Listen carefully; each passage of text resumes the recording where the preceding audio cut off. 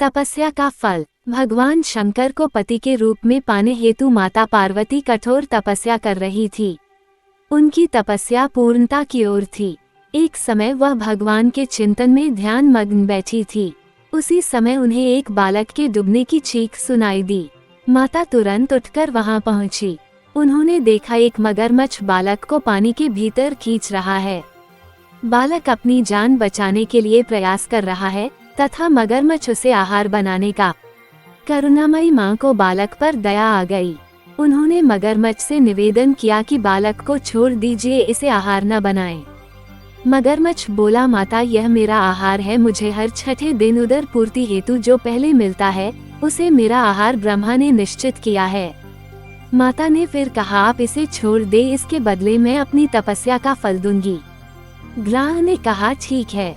माता ने उसी समय संकल्प कर अपनी पूरी तपस्या का पुण्य फल उस ग्राह को दे दिया। ग्राह तपस्या के फल को प्राप्त कर सूर्य की भांति चमक उठा। उसकी बुद्धि भी शुद्ध हो गई। उसने कहा, माता आप अपना पुण्य वापस ले लें, मैं इस बालक को यूं ही छोड़ दूंगा।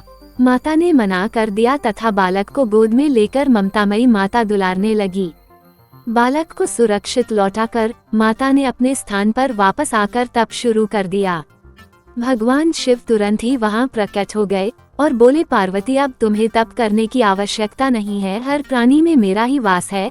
तुमने उस ग्राह को तप का फल दिया, वह मुझे ही प्राप्त हुआ, अतः तुम्हारा तप फल अनंत गुना हो गया।